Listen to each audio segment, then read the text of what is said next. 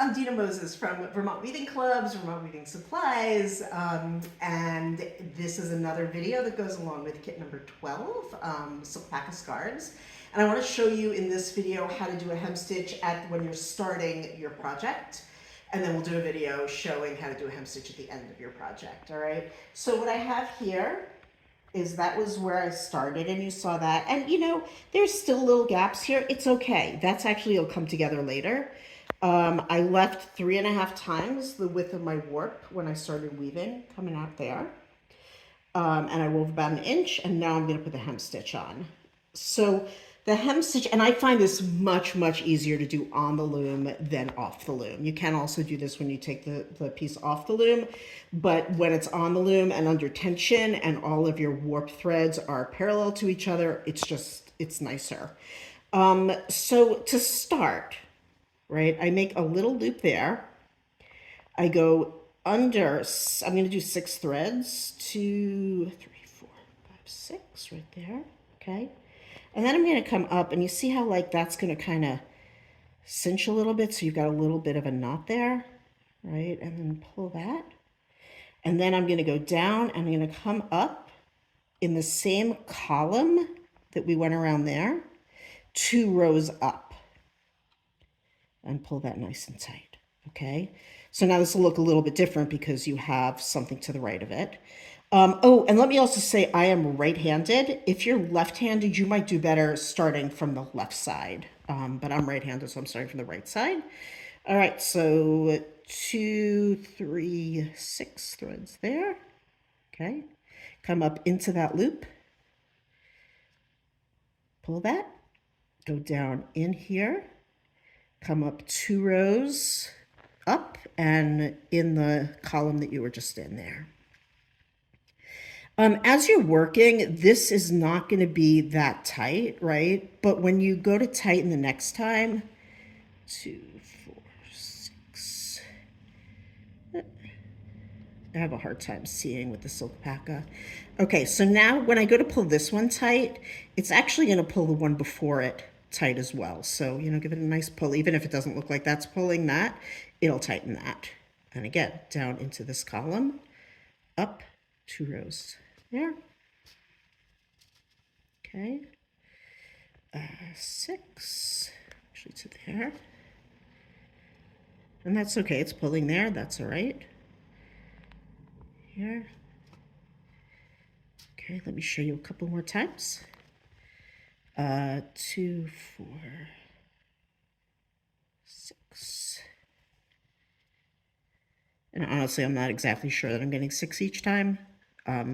When I'm doing this on my own and you guys aren't watching me, I'm much more careful. But I'm trying to not take too much time here. Down here, up there. Okay, once more. 2, 4, 6. If your eyesight is good and you've got a high contrast between the warp and the weft, again with the fine threads, it's a little bit harder, but you can actually tell like every other thread is going to go over that first warp thread here, and every other thread is going to go under. So you can kind of like count by 2s if you can see that, right? 2, 4, and it's going to be an under. So I'm going to grab that one. It's just a way to kind of make it a little bit quicker and easier. Because I find the counting takes the longest.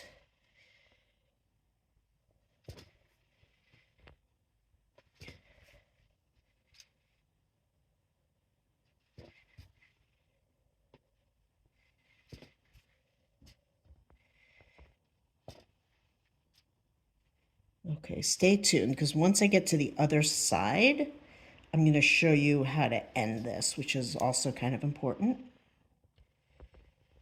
So I'm just going to keep going here and go make yourself a cup of tea. When you come back, it'll be time.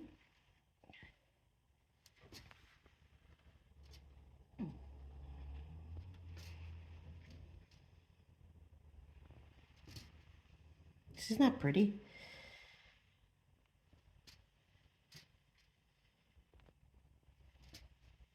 And I've seen a lot of different ways to do hem stitches. I know that a lot of people, when they do it,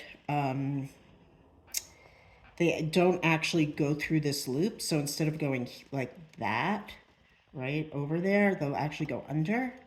I feel like this is a little bit stronger, and I also just visually, I like it.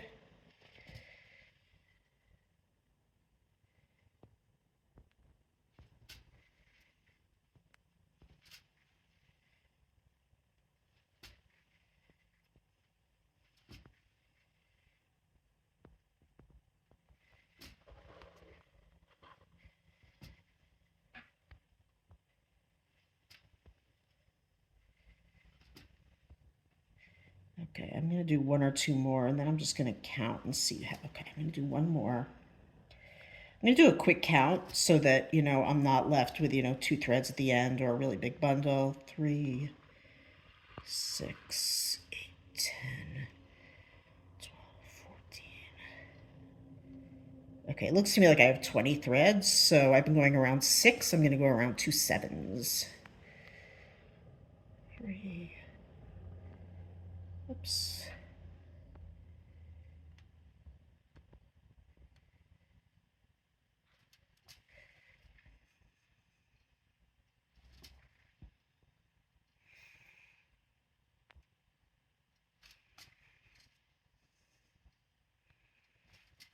Okay, so here we are at the end.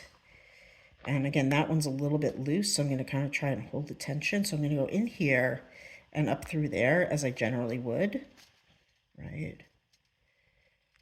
A nice pull. And then I'll do that once or twice more. So I'll make a little loop here just to kind of make sure it's holding. 2. You know, it's a skinny yarn, so I think it should be fine with 3 of these. With fatter yarns, I'll only go around twice because you can really see that with a fatter yarn. Now I'm going to take my needle. I'm going to stand up. Oftentimes I stand on one foot and stick my tongue out of my mouth while I do this, but you don't need to see that. And then I'm just going to needle weave this back in a row or 2 up.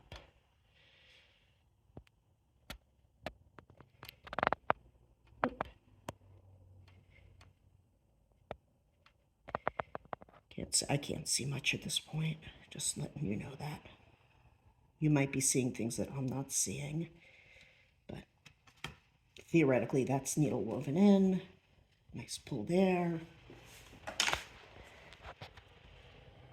that end. And that is clean and done. One thing I'm going to say while we're here is that when you go to finish, and I talked about some of the pattern, that, you know, I don't cut here before watching, before wet finishing.